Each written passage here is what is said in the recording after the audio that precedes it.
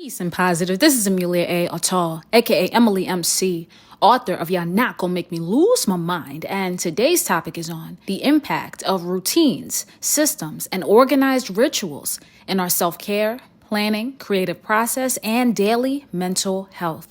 Now, before we get into some clips from the global community, we're looking at the importance of self-understanding and routines for our mental clarity, order, and sanity throughout the day. Now, this may seem like a basic or remedial topic, one that may be obvious or not even needed. Of course, if it don't apply, let it fly. But the greater point here is that the awareness of our daily habits and routines are rituals, whether we acknowledge them as such or not. And furthermore, how well we understand ourselves and self-determine these habits and routines has a great impact on not just our mental health, but our potential for good energy, fruitful thinking, professional success, healthy relationships, and the alignment which makes opportunity and joy flow smoothly.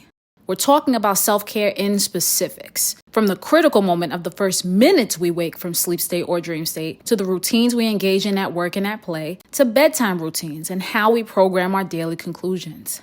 Now, UCLA Health notes that, quote, consistent daily routines and systems significantly improve mental health by lowering stress, stabilizing the nervous system, and optimizing brain chemistry.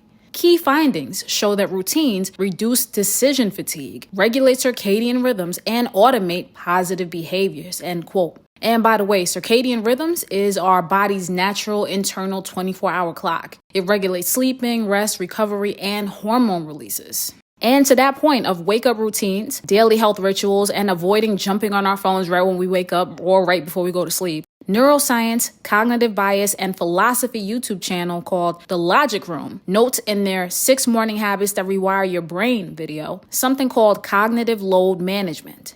That, quote, avoiding immediate smartphone or news checking prevents an unmanaged spike in stress hormones, preserving prefrontal cortex capacity for deliberate strategic planning, end quote. And lastly, according to Simply Psychology's Morning Routines and Mental Health, What Science Actually Shows 2026 article, this is not about waking up at 5 a.m. every day and suddenly having an influencer's version of a glow-up quality of life. So-called morning people are, quote, waking at times aligned with their biology, which is an actual variable, not the clock time, end quote. And the so-called rigid productivity stack is not the be-all end-all. Quote, research on morning routines does not suggest that longer or more complex is better. A 15-minute consistent routine may provide just as much structural benefit as a 90-minute elaborate sequence, end quote.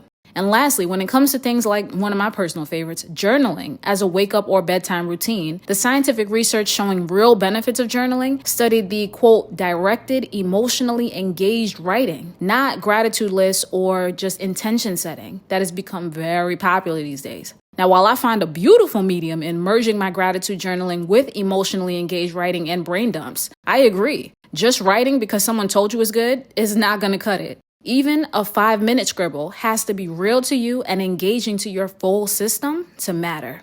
Now, I admit this whole thing is something I wasn't always open-minded to. If you've already scrolled off or tuned out, I don't blame you, especially since I understood that routines are part of how schools, institutions, and prisons condition incarcerated people to adapt to prison life or cruel and inhumane treatment. But this is really just another example that unless you're programming yourself, you're being programmed. Still, I operated for years without a so-called wake-up routine and often wondered why certain personal experiences were so varied and challenging, or why certain things seemed harder for me than for everyone else, despite my more than average output and creative energy. I very clearly remember having a discussion with a mentor, and I use that term very loosely because I consider everyone and everything I learned from a mentor, about how I was having trouble sleeping and feeling some very odd things energetically throughout my sleep. As I briefly spoke about in my book, I soon found out that the person I was speaking with had a background in holistic healing and wellness practices. And so we went on to talk about things like what I was wearing and not wearing at certain times of the year when I was going to sleep, and how my apartment was set up, and how I was navigating my bedtime and waking moments. This conversation led to several spiritual practices and wake-up activities, including at least 10 minutes of yoga or mobility every day. I slowly installed these things into a system that I've been doing for years now, and it's been one of the biggest positive changes in my life, to the point where now if I don't do all of it, or even if it gets spread out at later points of the day, I can see and feel the difference. And let me remind you, especially if you're deeply religious or atheist, that regardless of how you perceive, practice, or understand spirituality and concepts and cultures, that spiritual health is acknowledged as a pillar of mental health by several leading entities in the field of mental health advocacy and professional training, including the Mental Health First Aid Program by the National Council for Mental Well-Being. Wrapping this point up, I'm also increasingly wide-eyed then at the fact that a majority of people, especially in the American and Eurocentric West, do not have any routines, rituals, or systems for grounding themselves every day or even in moments where it's called for. They simply open their eyes, hop out of bed, and just go. Or just get right on their phones or right into the day's work. No mindfulness at all, no mobility, no easing of the fascia, no breath work, no circulation of the blood or lubrication of the joints, no processing of the sleep cycle or dream downloads, no order, no awareness, no check-in, no water, hydration, or release. It's just go. And I was there, for sure. And we've seen the effects and pressures of this from the increasing demand on us to work to live in the Day 3 Is the Culture Exhausted episode on overworking, underresting, and burnout. But now, seeing all I've accomplished since installing these mindfulness routines, and more importantly, how I feel in being committed to being more collected in myself on purpose before I interact with the world every day, I can't deny the effectiveness and would not gatekeep this from you so you can live your best life however you see fit. And disclaimer, of course I understand that when you have your own business, are in charge of a program, have children, aging adults in need of care, or are any form of a caretaker in your immediate space, that this can get tricky. The more demand on you, your presence, and your service to others, the harder it is to be disciplined and committed about self-management. I get it. And for women especially, who've been socially conditioned to put themselves last in most cases, continuing to put our self-management last is often a hard habit to crack. However, over here, we believe that the power within us is greater than any power over us. There is no shortage or minimization of the power of choice over here. Over here, we value whole truths, clarity, and, as the Day 27 episode does, self-determination and the power of discernment as our first line of defense. And if all else, we're aware of or understanding of things like entropy, which is a physics term, or things like the law of diminishing returns. Most known as an economics term, it's defined as a process of adding inputs like time or labor, but experiencing a decrease in benefits. People Inc.'s leading online financial media website and financial dictionary Investopedia adds on to this, saying that by continuously adding more of one type of input while keeping all other inputs constant, eventually leads to a decrease in the efficiency of additional input use. Increased input with less quality can and will equal smaller gains. Now, for mental health, this means that you cannot keep adding demand, activity, and growth without adjusting your self-care and routines. Ultimately, ignoring your vital need for some kind of order, healthy routine, or ritual will negatively affect you, your output, and the people who depend on it in the short term or long term. As well, let's not sidestep the fact that more order, self-understanding, and discern in your day-to-day are essential for what we just discussed in the previous Day 29 episode on breaking generational cycles and creating new realities. There is no change to quality of life without these fundamentals. So even if you're I don't make plans, spontaneous living kind of person, we're here to look at the details and psychology of when you are, in fact, applying order and structure to your life regardless. Because it's necessary for wellness and success, spiritually and energetically self-protective, and also very natural to being a sentient being. Yes, even the animals with less brain power and no power of choice have their routines and biologically aligned rituals. Now, we talked about food in the Day 25 Food and Mental Health Is There Really a Connection episode, and fasting in the Day 4 Is Fasting for Mental Health Junk Food Necessary episode, and movement and exercise in the Day 26 Does Exercise Matter episode. However, here we're getting detailed about order and organization of the self. We're talking about skincare of the body, face, neck, hands, feet, wherever needed and applicable. We're talking the timing in which we do certain activities throughout the day and how we plan our time, work, play, study, practice, and leisure. And while we talked about our immediate surroundings in the Day 15 Does Interior Design Help or Harm Our Mental Health episode, here we're talking about how we navigate these spaces on the daily, especially from the precious and crucial minutes of when we first wake up and the final moments before we bring ourselves to sleep, power naps, or hiatus from all screens and demands. And like all things covered in this series, Hip hop does not shy away from inspiration, commentary, and lived experience of routines, rituals, and processes for optimal living. And of course, I love it. Thanks to interviews, documentaries, specials, and social media, we now have a greater collection of examples of how rappers, producers, creative directors, and professionals in hip hop navigate their career and personal lives with certain order in mind. Whether they operate mostly alone, have small teams, large teams, or families to take care of, we would not be able to see them shining in the limelight if not for these routines and systems. This is the case for any and every public figure in entertainment, sports, STEM, tech, media, culinary, you name it.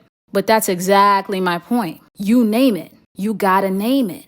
You have to get to know yourself enough to create a life which supports who you really are, so you can do the things you really want to do and have the experiences you deserve. Sometimes it takes trial and error until you get it in the pocket, and sometimes these routines have to adapt. And for those of you who don't know yourself that well yet, or are observing that you're changing, the inverse is also true. Installing routines, systems, processes, and rituals for yourself is a great way to get to know yourself and your abilities in a real way. Accountability is something a great amount of people avoid, especially if they're already successful or comfortable in a certain area. We know from our own experiences that many people in life, maybe us included, would not like to work harder, do more, or think better to be better. Yet this same they, or we, also want more, expect more, and in some cases, take more. Now there is chaos that can develop slowly from the imbalances inherited to this kind of avoidance. So whether a strict program belongs in your life or not, we want to ensure that we're giving ourselves the best chance at the opportunity to live. This is like the phrase, decisions are portals, or like the 80-20 rule, where the larger percent of an experience is determined by the smaller percent of what's done first or thought of ahead. We can't ignore that a great part of our lives is being determined by small, impactful decisions. And sometimes we can wake up years later and see how our entire lives have been shaped by only a few of those decisions, which also became deep-seated beliefs and habits. Let's ensure we're operating, functioning, and living in alignment with our mental health and not against it wherever we can help it. Let's break the cycles within ourselves about ourselves before we try to change anything about the world or anyone else. Let's tell ourselves the truth, first and foremost, always. Let's not waste our time, or at least give ourselves the best of time, as close to every day as possible. Now, if you're following along with my original book, this is the final day 30 quote from page 22. And based on today's topic, here is the final prompt, number 31. Thank you all for your support of Y'all Not Gonna Make Me Lose My Mind. And without further ado, let's roll the clips and hear from the global community about routines, systems, rituals, and daily practices for optimal mental health, better living, and personally defined success. Peace. Most people win the battle for success, for dreams, for mental health, for happiness, for confidence in the first 30 seconds of being awake, because they reach for the phone and they immediately direct their attention at other people's lives. Please don't touch your phone when you wake up in the morning. This is a must. This is a way to train yourself. Every time when you touch your phone, your mind starts wandering. So don't touch your phone in the morning when you wake up. Instead, make your bed nice and neat. Go to the bathroom. Still no phone. Do your thing. Come out. Get a piece of paper and a pen. Write down the statement, say, today is going to be my peaceful day. Remember, always have to have a pen and a piece of paper to write that down. Even you already memorize it. I have talked about it for the last 108 days. So, even if you already memorize it, you still need to have a paper and a pen to write it. When your hand pairing with your mind, it makes a big difference. Write that down while our mind is thinking of those words, our hand is writing it down. After that, read it over and over with our eyes. When our eye is pairing with the mind, it makes a difference. If you're going through a depression, any kind of depression, functional depression, listen to what I'm about to say.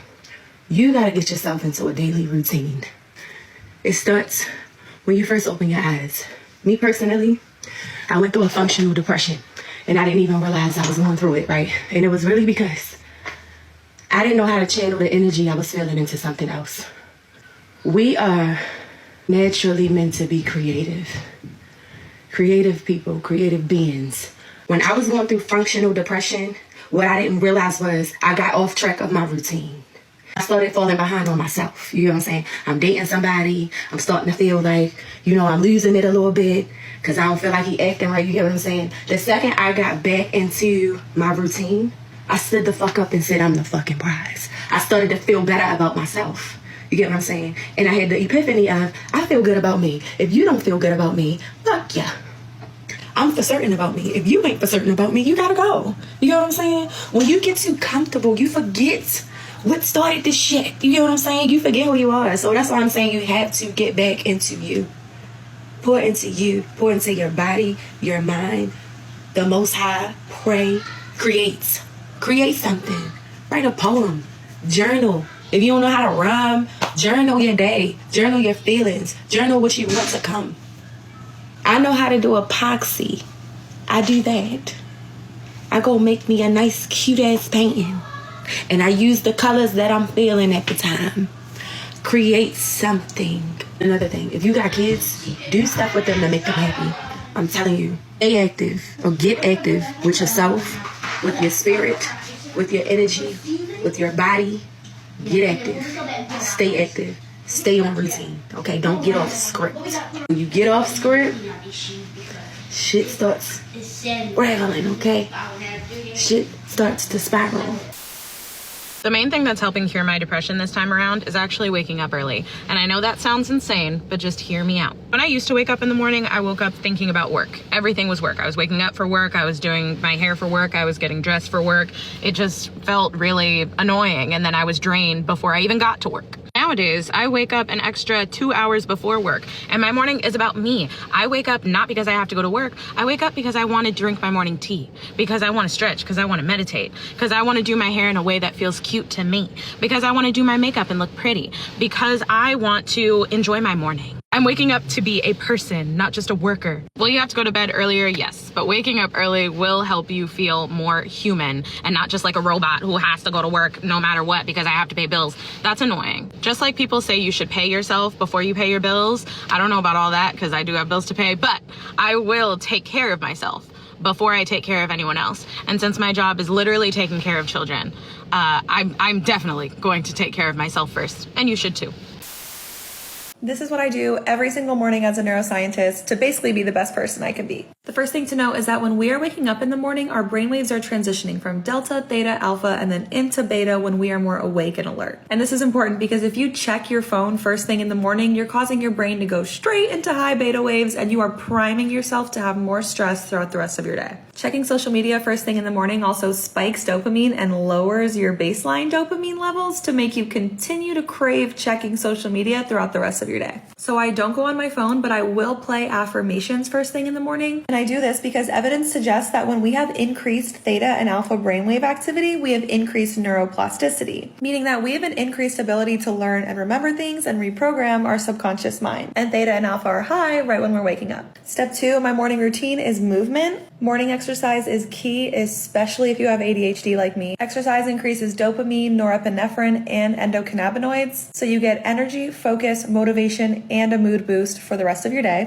Exercise also just boosts blood flow and oxygen to the brain, so it's the best way to wake up. And I also get sunlight in my eyes every morning to regulate my circadian rhythm. If it's gloomy outside, I'll do red light therapy. And the last step is meditation. Meditation has an extensive list of health benefits as well as improving focus and productivity. But aside from that, meditation gave me superpowers and it completely changed my life. The concept of waking up at a certain time to go work on yourself, you have surpassed 80% of the world, and saying that I'm going to get up every day at this time, no matter what, and this time is dedicated to me exercising to work on myself. That one mental exercise of commitment and consistency is what people struggle with the most.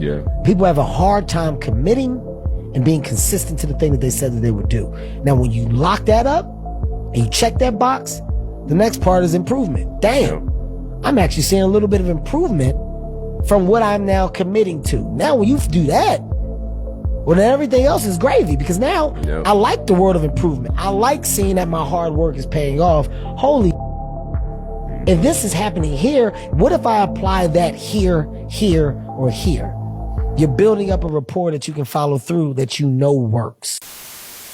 Waking up early really is the move, but people are so full of shit about why. So I'm just going to give you all the tea just real quick. I wake up at 4 o'clock in the morning because people leave me the fuck alone at 4 o'clock in the morning. I don't have the spoons to talk to people. I don't even know my name for the first 45 minutes that I'm conscious for the day. So I wake up slowly. I get to feed and water my demons, put them to bed for the day, do whatever the hell I want to do. Fuck all of the templated morning routine bullshit. Your morning routine is whatever fills your cup. If that means doom scrolling TikTok, then girl, live. The point is that you are the first item on your list for that day, which means you get to start ahead, which actually just brings me to my next point. Because one of my big objections was well, I get my creative hour at night. That's when I get my decompressing time. That's when I get my alone time, this, that, and the other. But there is a discernible felt difference between getting that creativity and solo hour in at night when your cup is empty. You've already gone and tried to save the world that day, versus starting with the fullest cup you're gonna have for the day and filling it further so now you have extra. And I used to be low-key worried, well, I get that second wind feels like something special, almost like midnight gives you this Cinderella glass slipper of creativity, and it's the only time of day that you will be able to think cool things. But that's false, right? Because if you're a creative person, then you're a creative person. Midnight didn't give you that. So whatever hours you're awake, your body and your mind are naturally going to find time to express that creative energy, which for me is now in the morning. And then my last thing, which is truly the best part, it's my favorite part, is when I realize it's not that I'm not a morning person, it's that I'm not an alarm person. I don't think any of us are alarm people. Before I started doing this, I was the kind of person who, the alarm goes off and I'm immediately rolling out of bed to rush off into whoever it is that needs my attention or work or whatever the case is. There was no time for myself. I'm immediately rolling out of bed doing that shit. Of course you don't feel like you're a morning person if that's what your mornings look like. But the whole point of this is that you wake up early enough to where you don't need an alarm. Nobody talks about that shit. I just go to bed early enough to where I'll wake up at about 4 o'clock. And if I accidentally sleep in, it doesn't ruin my day. It just means my body needed that extra time and now it gets to have it.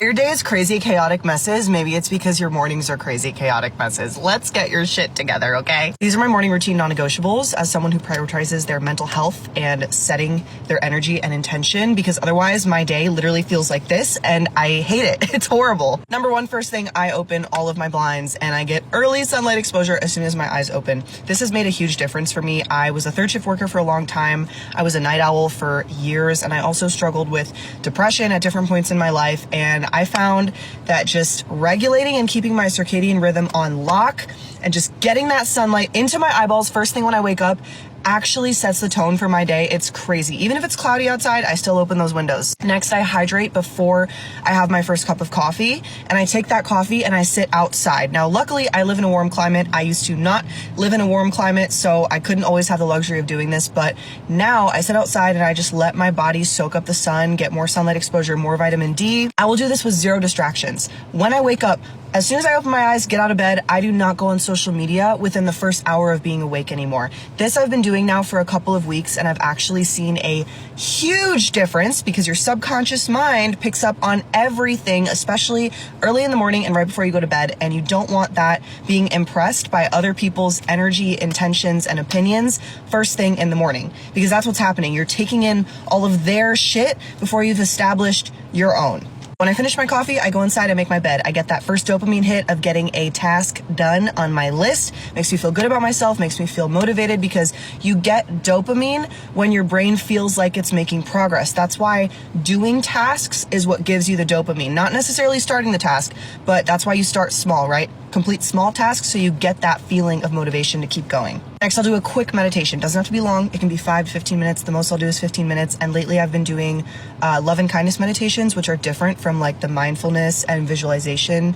meditations I used to do in the past. I really, really love this specific kind. You should look into it. It's really cool. I just started recently implementing meditation back into my routine, and I'm already seeing a huge improvement with just my general emotional regulation capability and my mood stability throughout the day. So I really, really recommend solidifying a morning routine, because starting your mornings off on the wrong foot, it does set the tone for your day. Personally, as somebody who is very like this, if I don't establish my day from the get-go, it's made a huge difference.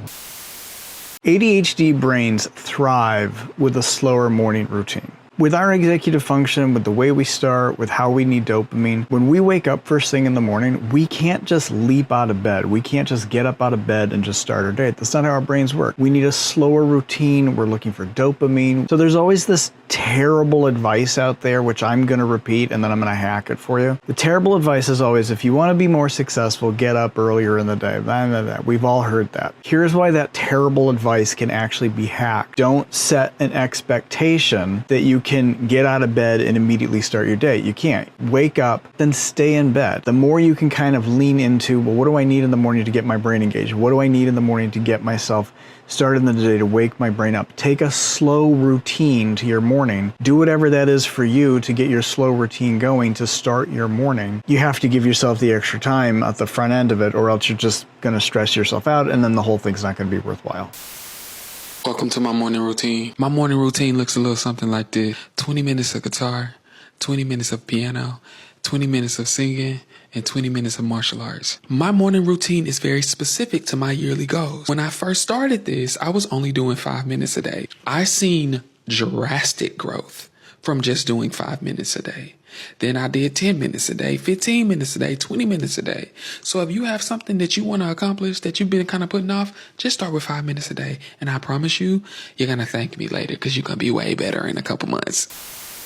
Did you know that sticking to a routine is one of the best ways to maintain your mental health? I'm a therapist, and here are some of the things that I do to maintain my mental health every day. Go to bed and wake up at the same time every day. Fresh sunlight in the morning to set my inner clock. I like to apply sunblock lovingly to my skin, and I say affirmations in the mirror. I'm worthy of love. I'm taking care of my body. I drink a lot of water in the morning, and I eat foods that are really healthy for my brain. I write some of my worries in a journal every day at the same time to unload some of the stress. If I have time, I'll read a passage from a self-help book. And before I start my day, I try to connect with my loved ones. Sticking to some of these things helps to improve my mental health and well-being.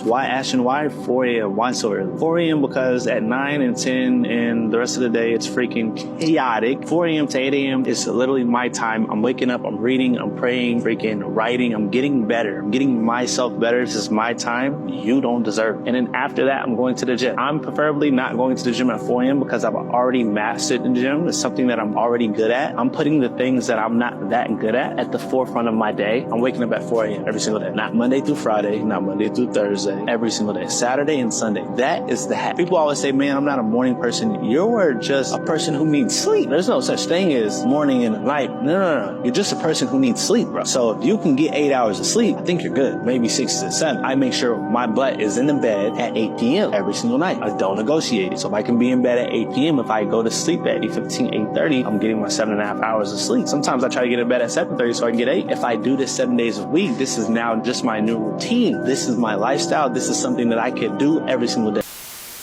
I have a kick-ass morning routine for you to start today if you have anxiety. First of all, immediately after you see this video, you need to get your butt up. For now on, after you open your eyes, 5 seconds, you get up and you start your day. My history with anxiety was I would wake up, I'd look for my symptoms. Oh, there they are. I'd think about how crappy my life is, how crappy my day is going to go. Maybe I'd get on my phone, look at social media, see how happy everybody else is. Look at all the negative, toxic news on my feed. No, you get up, you focus on you, and you start your routine. From there, you hydrate. 2 glasses minimum of water. If you want to be extra like me, get Gatorade Zeros because they are 0 calories and you get your electrolytes. And this is where I'm going to lose a lot of people. We do some exercise, okay? It doesn't have to be super aggressive if you're out of shape or if you're not used to doing it. The key is to get into it, right? Get into it. Turn on your smart TV. Turn on a beginner workout. Just march in place in your living room or go outside, take a walk. If you're more athletic, take a jog. If you're more athletic than that, do some weightlifting. Get the nervous energy out of your system before you start the day. Everybody loves to work out in the evening, I get it. But if you have anxiety and you have a rough time at work or school or handling all the tasks in your day, let's get all that nervous energy out of us from the beginning of the day. Now we are going to hit it with a cold shower.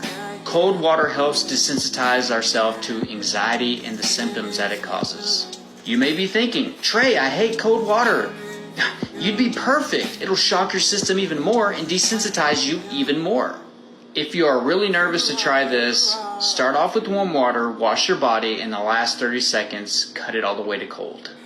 Once you get out of the shower and you've dried off and you put your clothes on, now it's time for mindfulness. Write your positive affirmations and read them. Write your gratitude affirmations and read them. Do at least 5 to 10 minutes of guided meditation. If you deal with a lot of muscle tension, like a lot of people with anxiety do, look up PMR, progressive muscle relaxation exercises, and do that for 10 to 20 minutes. Buy an anxiety journal and actually journal for a few minutes. You can do everything I just told you in 45 minutes, and now you're off to work and you're feeling brand new. Just quick PSA to anybody who's like super burnt out or, just chronically stressed. It's okay to not go to the gym every day. It's okay to not have, cardio every day or whatever. Like, try starting with the smallest movements, even if it means like walking around in your own house. I have been there, not being able to get out of bed, like super, super exhausted. And I feel like people on here don't really talk about it much because if you are really burnt out, you don't really have the energy to make a TikTok. So we're not really very well represented on here, but I just wanted to say that I see you, I see your struggle, and I have been there. And after 5 months of healing, I finally can go outside for a walk, which sounds like such a small thing, but it's honestly such a big win for me. And something that's kind of helped me because I can't go to the gym because I just don't have the energy for it, is buying these little weights, these arm weights. I saw another girl on TikTok have them, and I thought they were such a great idea to incorporate a little bit of strength training into something that my body actually has the energy to do when it can't actually go to a gym and lift weights. So yeah, they're 1 pound each. I have one on each arm. Hi guys, so I just wanted to show you all my morning anxiety routine. So first I lay in bed for about 2 hours and I go outside for some sun therapy. Then I take my prescription medication off camera, and then I take my vitamins and I pull one of my affirmation cards. Next, I use this essential oil that is citrus scented, and I start to clean with some citrus scented products. Say that 5 times, citrus scented. This is because vitamin C is associated with reducing the symptoms of anxiety and depression. So I got some lemon candles, some orange candles, and I light those all around my house. Then I drink some lemon tea. It was so good. I use my princess cup because I'm a princess and I want to feel like a princess today. Then I just do a little bit of journaling. And in my journal today, I'm writing all of the things that I kind of put pressure on myself to do, just to get them out of my mind. Then I eat some of my favorite food. This is chicken fried rice and a shaggy dog sushi roll. Then I get ready to run me a bath. I start feeling a little better. I grab me a vitamin C face mask here. Smells super good. I grab all of my citrus scented bath products. This is my orange body scrub from Lush. This is a citrus soap that I use. This is some bath salts that are citrus scented. I take this orange bath bubble bar that I got from Lush. I take some of my orange soap and I lay it all out super pretty, and I start to run my bath. Guys, I love this candle so much. It smells so good. It had my whole house just lit up. I love the smell. So I start running my bath, and while I'm running my bath, I'm playing some soothing music. Put some coconut oil in my bath, and then I put on one of my favorite podcasts. Take me a nice little shower. I use my orange body butter. After I get out the tub, I spray my citrus perfume on my body. And then I put my cute little Crocs on. Put on this cute little Hello Kitty outfit, and then I start feeling a little bit better. So I had a show to do later that night, so I ended up doing my makeup. All finished with my makeup, and then I head to my show, and it was super lit, super fun, and that's how I ended my day.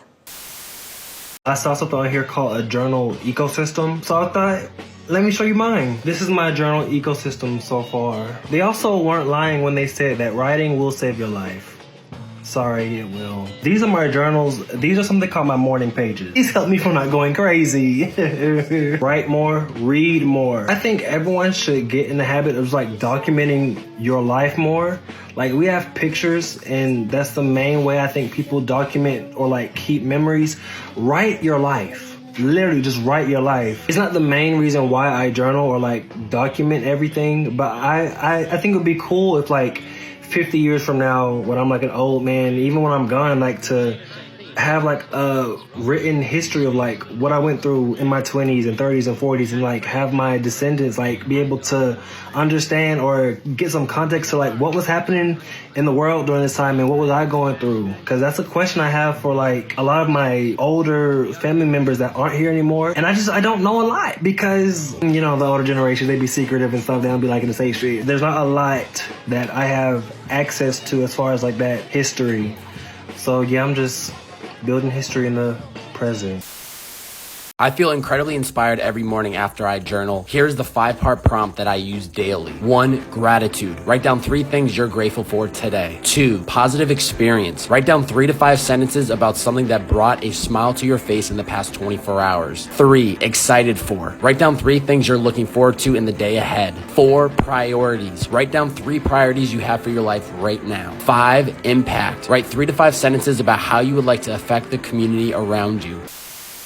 I swear to you, if you start to do this one practice every morning that takes just about 5 minutes, you are going to see your entire fucking life change like that. And the reason that this practice is so unbelievably effective is because it allows you to tap into your subconscious mind. And if you don't already know this about yourself, your subconscious mind is actually the ruler of your reality. So your conscious mind can desperately crave a glow up, crave expansion, crave growth. But if your subconscious mind still carries those limiting beliefs, those subconscious limiting low self-worth beliefs that we often carry from childhood, you're not going to make any changes on a conscious level. So here's what you're going to do. You're going to grab your pen and grab your journal, and you're going to do a daily morning dump. If you haven't read The Artist's Way by Julia Cameron, this is her morning pages practice, and it is absolutely life-changing. Essentially, what you're going to do is you're going to brain dump for 3 pages. You're not going to think, you're not going to do anything. You're just going to take your hand with a pen and write down whatever comes up in your mind immediately for 3 whole pages. And what this does is it allows you to tap into your subconscious mind because it's free-flowing. It's just coming from back there and up to the conscious level, and it's allowing you to get onto paper whatever it is that comes up in your mind. One of the main problems that we have as humans is that we let our thoughts ruminate in our mind on constant repeat and we don't actually get them out. And the great thing about doing this upon waking is that you're still kind of exiting the theta state. You're in that like dreamlike world. You're not fully awake yet, so your subconscious has more ability to come through. And it may be difficult at first. Give yourself grace and compassion, but eventually you're going to start seeing things come through that you would have never thought about in the first place. And you're going to see massive fucking healing in your life from it. So give it a go. Changed my life, and it's definitely going to change yours. If you want to get into journaling but have a really hard time, then you have to try this. My name is Paul. I'm a life coach, and I help people reach their goals. The practice of journaling is recommended by most psychiatrists, psychologists, and definitely by coaches because it is so very helpful. Journaling can help you to regulate your emotions and process very complex feelings and thoughts in a way that if you kept it inside or just try to do it outside of journaling, it can be a very difficult task. But journaling is hard for a lot of people. I know for me, before I learned what I'm about to tell you, it was nearly impossible. You just couldn't get me to sit down and journal. And at the time I was writing music full time, and I love to write music, but journaling just didn't work for me. But in college, I learned about this journaling practice called morning pages, invented by someone named Julia Cameron. Actually, you can learn about it in this book here called The Artist's Way. Very good book if you have a hard time unblocking your inner creativity. But the way this journaling practice works is that there's no self-editing. Literally, first thing in the morning, you grab your notebook, your pen or pencil, and you just allow stream of consciousness from your brain to your hand, and you just let it rip. Get yourself in a comfortable place and just write. Try to fill 3 pages every morning before you do anything else. This allows for whatever thoughts and ideas are bouncing around in your head or emotions.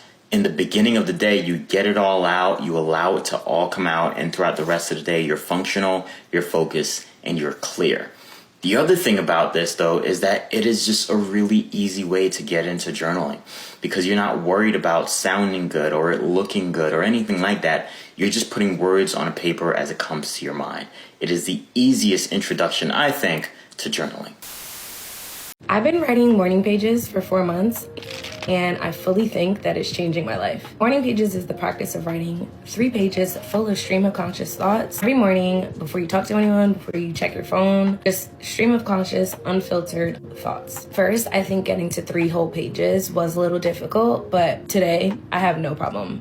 And also, the book urges you in practice to write out nonsense or even scribble if you're hitting a roadblock and you can't think of anything to write. There have been days where I've written, I don't know what to write, so tired, I can't think. nonsense like that. That's not the point. The point is to just be getting energy onto a page. After about a week or so, I really got to see what I spend the most time thinking about, what's on my mind. As soon as my eyes open, I started to notice that I was writing desires and intentions that I had that I wasn't accomplishing. It's not even all groundbreaking, but it would be like, I want to clean my apartment. The day would end, I wouldn't clean it. And I would see it on the page, wake up the next day, and write the same thing over and over until it shamed me into action. I don't even want to use the word shame because it's just not something I'm subscribing to, but it really pushed me into action. Writing same things over and over was a minor example. There are larger scale desires and wishes that I was writing down, but really seeing my deepest wishes on the page every single day and having to ask myself the next day if I took action towards that was sobering and pushed me into action. Because how can I write the same thing over and over every day and not take action into it? It calls into question, how bad do you want it? Seeing my thoughts over and over written on paper in the physical world, and then grappling with the fact that I didn't do anything towards that every day was something I can't live with. So, and made me ask myself if I really wanted the things that I was saying that I wanted. I actually do. So I started taking action. So if you feel stuck, morning pages might be a good place to start. When people tell me, oh, I have writer's block, oh, I can't think of that, I'm like, life is happening to you all the time. You can think of something. You should never not have something to talk about. I just never had that problem because life is always happening. But your inspiration should be your life because you're going through it all the time. I know something happened to you this morning. Write about it. I got fired from my job, and it was my birthday weekend. But with losing those things, I gained blessings because now I'm starting to be at more hip-hop concerts. So it's like the tragedy happened for the triumph to take place. This is what they don't tell you when you start being an adult. Nobody's coming to save you. You have to save yourself. I have a form of journaling called best case scenario journaling that I like to do each morning. Tell us about that. So it's where I will write out either how I want the day to go, assuming all best case scenarios, or if there's something that I'm worried about that's stressing me out, that's on my mind, I will write out what I think the best case scenario of that situation is. Give us an example. In detail. So like, let's say I have a day where I'm doing a bunch of back-to-back podcast recordings and maybe I feel nervous about it. I will write out in detail exactly how I want it to go. Like, me and this guest vibe so well. I get them to admit things they've never admitted on air before. The audience loves this episode. Like, I will write out what I want all of the outcomes to be for the day ahead. And it just kind of, I think, rewires my brain to look more for the positive in things, because I think we tend to always be prepared for the worst case scenario, which is fine. Like, yes, be prepared, but also like be prepared for the good things too. Because most of the time you have a 50-50 shot of things working out, and we never look at that. So creative ritual has very much been on my mind. It is definitely the center of my creative practice. And I got a question about creative rituals on a video the other day. And I also have been talking a lot to my students about creative ritual. I thought it was only fitting that we start to talk about it today. Let's start with the basics. For me, creative ritual is just whatever gets you into creative flow and gets you really honoring your own creative process. So for me, that looks like a pretty devout journaling practice and sketching practice, and a clear through line from those practice spaces to my final work. So methods from getting from brainstorming to final product. And I would call this a ritual, at least for me, rather than just the creative process, because it is something that I do with reverence, something that feels sacred and deeply.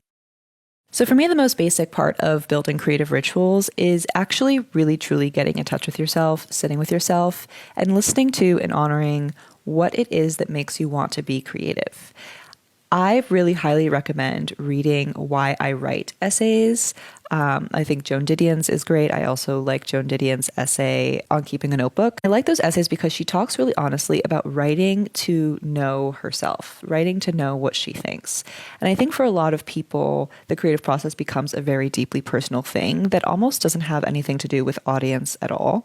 I think that while many artists need to know the importance of sharing their story, that letting the audience in too early in your creative process and making it anything other than a deeply personal thing can be a bit of a hindrance to the creative process. So for me, my creative rituals are really going to my notebook first, going to my sketchbook first, working out a lot of my ideas, problems, deepest fears, everything on paper first. Language and art has become the primary way through which I know myself. And that is my ritual. That is my ritual of knowing, is journaling, is sketching something out.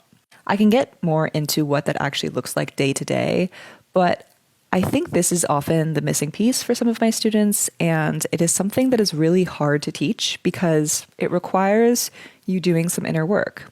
I think the creative arts are very difficult, first and foremost, because you have to be very honest with yourself. I think we can all see when something is authentic and when it is not, and it is almost imperceptible, but perceivable. The ritual for creativity is something that artists have always employed when they need to step out of the mundane and into an awareness of inspiration. Inspiration is elusive. So many artists have created their own ways of invoking that inspiration. The relationship between creativity and ritual is a state change, a shift of consciousness that allows you to go from mundane concerns into something where you are invoking a bigger idea, where you're becoming a conduit for creative energy. And that doesn't happen when you've got 25 tabs open and you're in the middle of 35 emails and you're doing all of the things that we all do all the time because life. And therefore a ritual allows a deliberate step change into a different kind of reality. It allows you to cross a threshold which can invoke creative inspiration. Wake up at 5 a.m., 5-minute plank, 500 crunches, and then I do like an hour-long, like super hot bath and sweat out, 2 or 3 pounds or whatever. And that's where you like either meditate or pray or do both. Sometimes I write, and oftentimes I think about problems to solve, conundrums. And I spend that time also just giving thanks and reverence to the universe. The other exercise that I do is like empathy and gratitude and humility. Those are all exercises. They're for the mind, but they keep you grounded and keep you who you are supposed to be. I wake up at 7 a.m., 6:30. Yeah. I'm trying to record at 7 a.m. That nigga is a night owl. So I'm not going to the studio at 8 p.m. I'm not leaving a studio at 5 p.m. I wake up 59 minutes after that. Look, my floors. What's your skincare routine? Pause. Alright, so I use I clean my face. You just gotta clean it and just keep lotion. Pause. You got like a whole. I give you it off camera though, cause now everybody about to have my shit. You know what I'm saying? I give it to you off camera. Word to, swear to God. But you got like a routine type shit. Every day, you just clean your face, brush your teeth, wash your face type shit. But make sure you put lotion on that's compatible with your skin type. It's like you don't gotta go get this extra pharmaceutical. You don't gotta go get the shit that's in Revolve or whatever the shit. You know what I'm saying? Get like I don't care if it's a Lubriderm, I don't care if it's Jerkins, I don't care if it's, Palms, whatever it is, just get the shit to first exfoliate. Wait, who gave it? As an artist, the more you record, the more efficient you will become. For example, I believe the year was 2011, maybe. Juicy J had already been in the game for probably about 15 years by then. He made a mixtape that changed the game for a minute. It was called Blue Dream Lean, I believe. He recorded it in a week. In order to pull something like that off, you have to be efficient. And you need time to be efficient. So give yourself time. Go to the studio as much as you can. It's a learning experience every time you go. As soon as you think you know something, I guarantee you're gonna learn something else. As an artist, it's 100 factors that play a role in how you record. Sometimes it ain't just about having the music. Sometimes it's about how clean you are that day. Sometimes go to the barbershop before you go to the studio. Go get you a couple new t-shirts, maybe some new shoes. Because a lot of the times when you look good, you feel good. Those type of things have an effect on the way you rap. I don't know. To me, it's like loosening up a little bit. I think as artists, we could get real stiff because we'll only care about the music and other things. But sometimes we forget that, you know what, let me take care of myself too. I wake up around 10 or 11 o'clock and the first thing I do is kiss my baby. I have breakfast, nothing too exciting, just granola with rice milk, mango, strawberries. And I then try to do something fun. I really love going to museums. I love to soak up the culture of whatever country I'm in. I then go to the venue and I start my hair and makeup. Then I go on that stage and I do my job. Chronically ill, disabled, wanting to make life a little bit easier for yourself and not being on the struggle bus, trying to maintain your baddie inside, your soft, cozy girl inside, maintaining you and maintaining being beautiful. Because once again, we're still that girl, just a bit different. So here is how we're going to maintain that, because the struggle is real ski. Genius idea. Making outfits ahead of time, like when you do your laundry, is creating each outfit when you put it up and away. So when you go to get it, you don't have to plan your outfits out. When I tell you that has been the most helpful thing for doctor's appointments, literally anything in life, is already having my outfits all spread out in my closet and already hung up for what I need to wear it for. Genius. And then especially because it's so, also my stuff now is basics because I don't have time to be trying to throw a perfect fit together all the time. So now I just have a lot of basics, sweats, comfy clothes. Girl, you can just swap a shirt, swap the legging. You know what I mean? It just makes it really much, way more easy and accessible. So that is the first thing. Second thing is a chronic iconic cart or a craft cart. What is that? It's where your pills are being stored. Because you know, if you are chronically ill girly or mental health girly, you got some pills that need to be put away. Okay. So it keeps your pills in there, your vitamins, Tums, like I'm looking at my cart right now, so I'm looking to decide literally everything. I have deodorant in there. Okay. And then I also have a craft cart. So completely separate from my chronic iconic cart, I have a craft cart that's right by my bed because pain days exist. There's days I do not leave my bed except to use the restroom. No tea, no shade. So my craft cart is all together. So I do my own nails, I color, I draw, like everything that even has to do with that is in my craft cart. My highlighters for my Bible, like stuff for my hair is in my craft cart. Like I have hair gel right here that needs to be opened. I have a pair of scissors, like everything lives in my craft cart and everything lives in my chronic iconic cart. Okay. These are the reasons why you don't know that the people in your life are depressed. I have a daily routine that is labeled functional depression. Basically where I just have a step when I know I'm going to the upside down and I'm not going to be able to function, but I have a lot of work that I need to do. I just created a little autopilot schedule for myself. That way that if I start, spacing out into doom and gloom, I can just look at this list and be like, what am I supposed to do next? Because I got things to do. So this is a little bit of what my list looks like. Wake up at 7 a.m. or sooner. Unfortunately, those fucking rich fuck capitalists, they are right. Waking up early is the shit. It's awesome. Especially if you get overstimulated really easily. It's a really good time to get stuff done and do things. And as you can see, the list is very detailed at the beginning of the day because that's when it's the hardest for me. I have to remind myself to turn on the lights because I won't. Make my bed because I won't. Drink water and take my medication because I won't. Stretch and stretch in some type of way. I'm getting older. People, 20s, 25 and up, we need to be stretching every morning. So I got to put that on there. Walk my dog, clean the house and make some tea. Got to take a break. And then make breakfast. And then get ready for the day. See, it's very detailed up until then.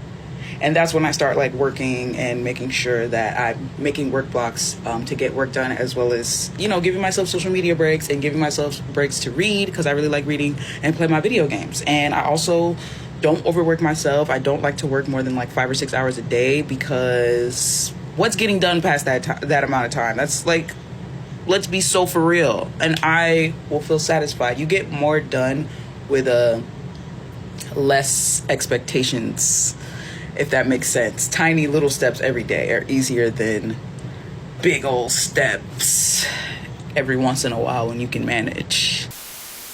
Hey guys, as someone with AudHD, today I'm going to be talking about how I built my routine and how I actually stayed consistent with it. If you have ADHD, you know that you will not do things unless they have interest to you, importance, or novelty. And you can't really do things without dopamine or motivation. So, with that being said, you need to find a purpose. And listen, that is easier said than done. So for me, the last almost 22 years, I'm sick of living in the same cycles. I'm sick of feeling the way that I do. I'm sick of living the way that I lived. Like, I was ruining my life. I was coping horribly. I was ruining relationships. I was like ruining everything. My fucking life was a burning shit show. I realized that I have so much time left. I have so much life to live, and the world has so much to give. Like, I just kept telling myself that there's hope and there's a way out, and like, I can do this. And it's so exciting to be able to work towards like my dream self, and like, I'll get there one day, someday. So find your purpose, set goals. Like, who do you want to be? Like, what is your dream life, your dream self? Like, keep that in mind, and it will give you so much motivation and get you excited to actually start this journey. Step number 2, remembering. I have the memory of a peanut, so if I do not write it down immediately as soon as I think of it, it's done. It's wraps. So I have 3 ways that I keep my to-do lists and my habits all in check. First of all is my notes app. I have to-do lists, I have my morning routines, I have my night routines, and I check those every morning along with my Google Calendar. And right over here by my bed, I have like a little to-do list, a little calendar with a cute little cork board. And then y'all, this is my favorite. I get the cutest little journals to write my to-do lists, my habit trackers, everything like that, and it motivates me so much. Step number 3, stop listening to people on the internet. I don't count. But I'm talking more or less that with neurodivergence, we are put into a world that isn't made for us. And I found that over the years, everybody on like YouTube and TikTok and social media are all the same. Wake up at 4 o'clock in the morning, do a 5-mile run, then eat a fucking avocado toast, and then do this and then do that. Even if you're sad, do it. Even if you're unmotivated, do it. Even if you want to kill yourself, do it. That shit does not work. Especially with ADHD, that shit is not working. Like, what do you mean you just think of something and you do it? What? So all the creators that I watch are other people with ADHD or autism. Like, instead of just watching like morning routines and night routines, watch like ADHD night routines, ADHD morning routines, how to cure ADHD burnout, or other AudHD creators. Watching people that are actually the same as you and can teach you ways that actually work with your brain is like a game changer. To set up a good routine, you always have a morning routine and a night routine.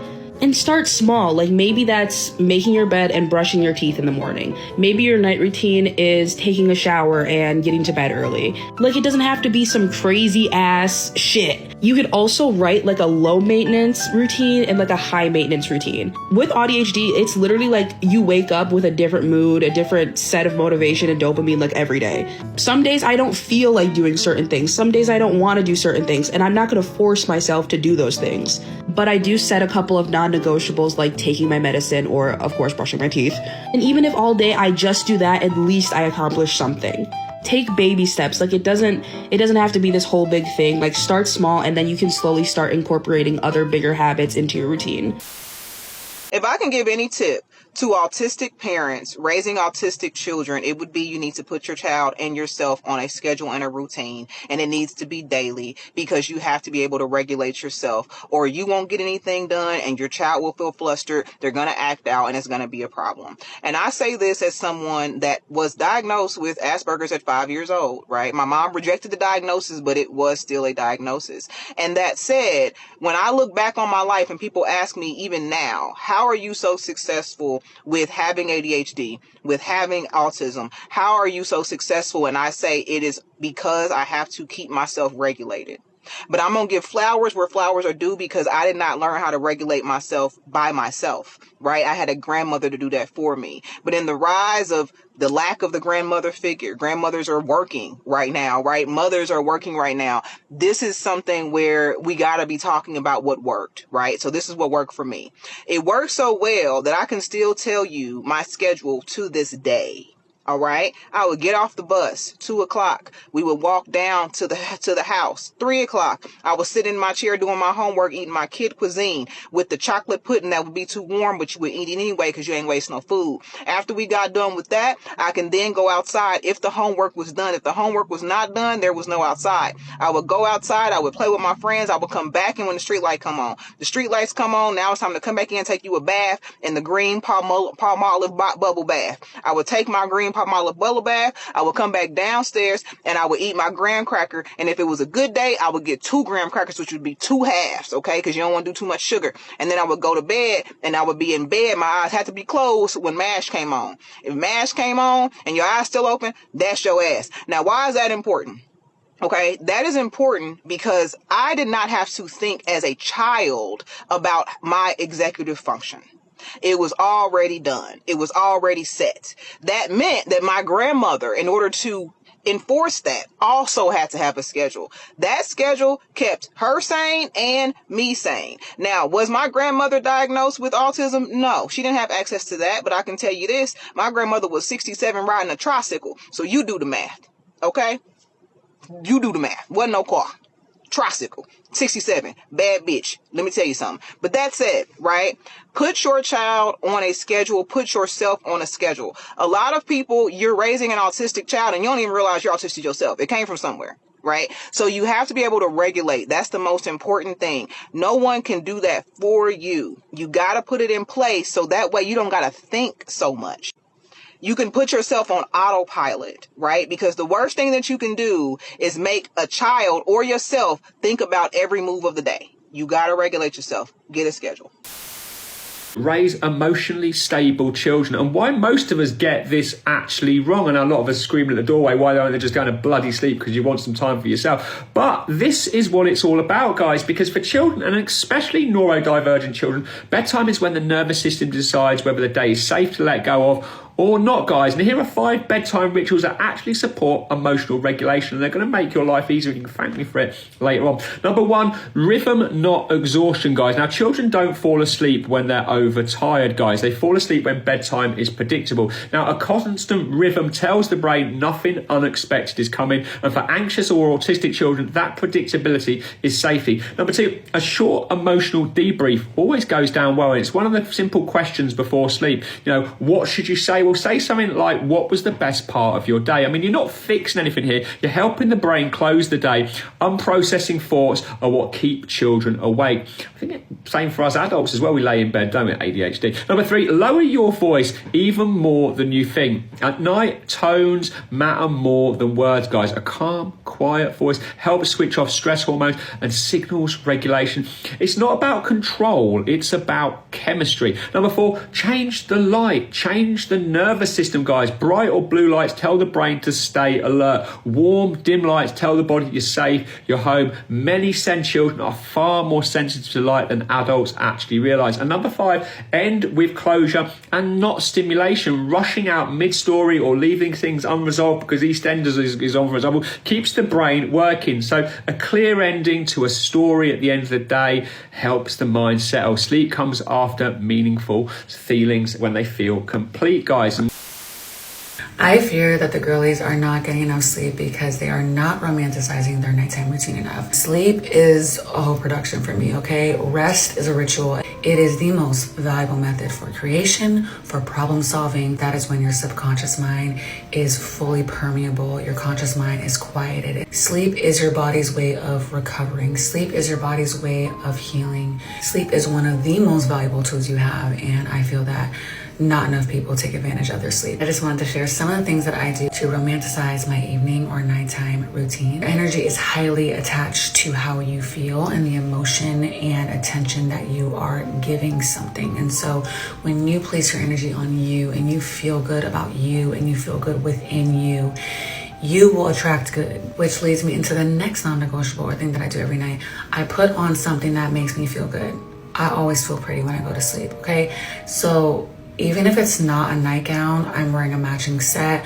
I'm wearing something that makes me feel put together and like that it's my own. I'm not wearing my man's t-shirt. I'm not wearing, an ex's boxers. No. I'm not doing any of that. I'm wearing my clothes. I'm wearing my pajamas. I'm wearing my nightgown. I'm wearing something that I can call my own and that feels like me. There's something very sacred about that. The girls that get it, get it. So no electronics. The only exception that I will give is my Kindle.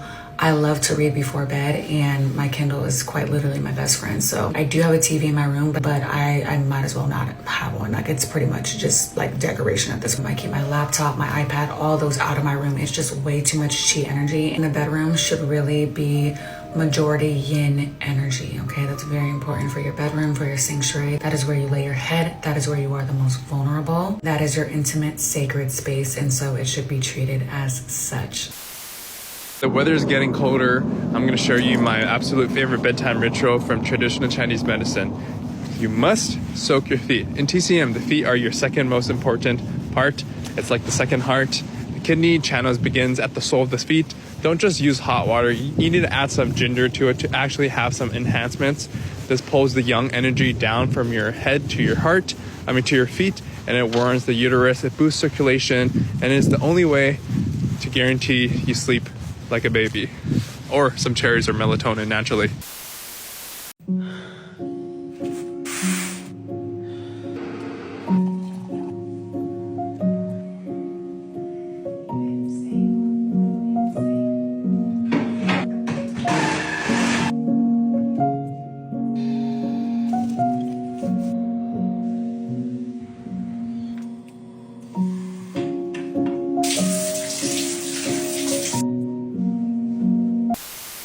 What do you mean you don't protect yourself before you go to sleep? So y'all spend 45 minutes on skincare, locking your doors, charging your phone, setting alarms, and then you go to sleep spiritually wide open?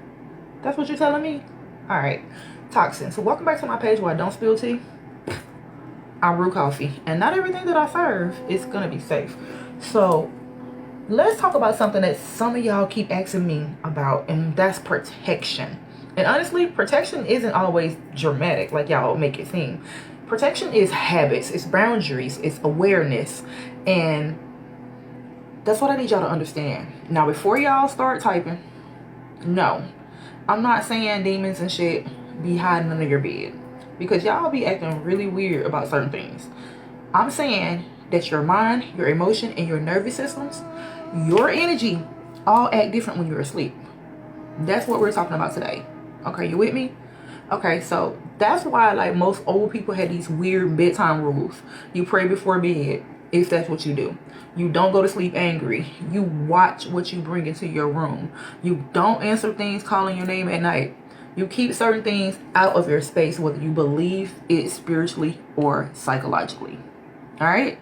Because your environment affects you. Ain't no way around that. So here's what I personally recommend before y'all go to bed. And if you do it already, kudos to you. But if you don't, just close your eyes and take one deep breath. And then I want you to say, what belongs to me stays. What does not belong to me needs to leave. Nothing unwanted has permission to enter tonight. And that's it. You know what? Locked doors isn't paranoia. That's protection. And I just want y'all to learn how to protect yourselves better. First thing in the morning to help your brain build dopamine through discipline and not distraction is probably going to be one of the best things that you can do for your mental health. The second would be setting up a sleep schedule. So a specific time you go to bed, 30 minutes before, no screens, do some stretching, some breathing exercises, and then go to bed. What you're doing is you're training your brain. It's time to go to sleep.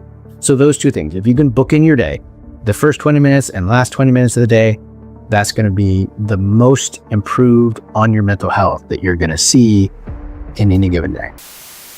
If you've been saying, I'm just tired for months, but you're sleeping and still drained, it's deeper than rest. It's power overdraw. Welcome to day 2 of Mental Health Awareness Month. My name is Dr. Raquel Martin. I'm a licensed clinical psychologist, professor, scientist, and podcast host. And if you're here to learn. So let's talk about why so many Black people feel exhausted even when we're technically resting. This stems from a concept that I developed called power overdraw. When you've been operating beyond your emotional, physical, and spiritual capacity for so long that even stillness doesn't feel restorative. This happens when you're not just tired, you're constantly withdrawing energy to meet expectations, survive systems, and manage stress without ever getting replenished. The chronic emotional labor Black people have to carry, from hypervigilance in European American spaces to the generational exhaustion of navigating racism. That's weariness. It's not laziness. You are worn down. Something you need to experience is rest that doesn't just pause your body, but refuels your spirit. Rest that doesn't feel like a reward for finishing everything, but a right to access now. Helpful self-talk to help you reframe this is, I am not lazy. I am carrying more than anyone can see, and I still deserve ease and restoration. But what can you do besides this affirmation? Well, I'm glad you asked. The free resource of the day is a worksheet that helps you identify what kind of rest you're actually craving. Emotional, sensory, mental, spiritual. It's available for free right now at my website. You don't need to earn your restoration. You need to recognize your depletion. We absolutely must prioritize lean in Black women. We have to eliminate chronic stress. I did not say manage it. I said eliminate it, okay? Self-care, vacations, meditation, journaling, that's all management. We have to do the harder work of creating an exit strategy, okay? Acute stress, normal, life is going to life. Chronic stress kills us slowly.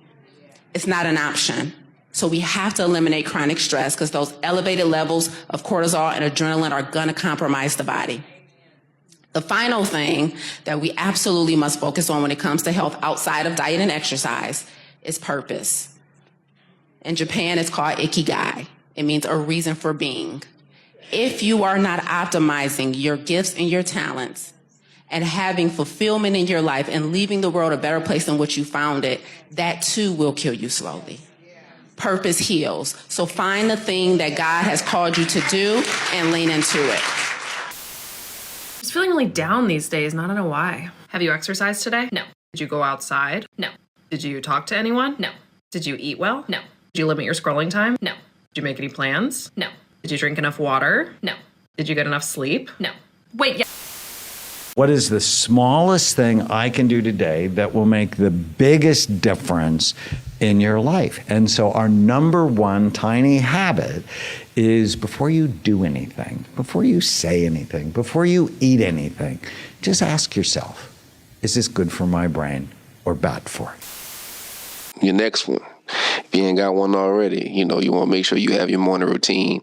And what morning routines do for me, I realize when I steer off my morning routine, I don't have as much clarity. You want clarity.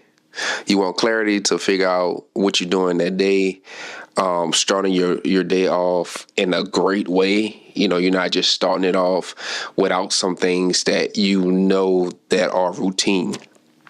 And this is going to happen, and then you get that boost of, okay, now I can start my day. I have things going on. So, I really, empower you to start a morning routine, even if you don't take everything that I say today with you. But, make your own, but a morning routine is a must. I've seen the difference.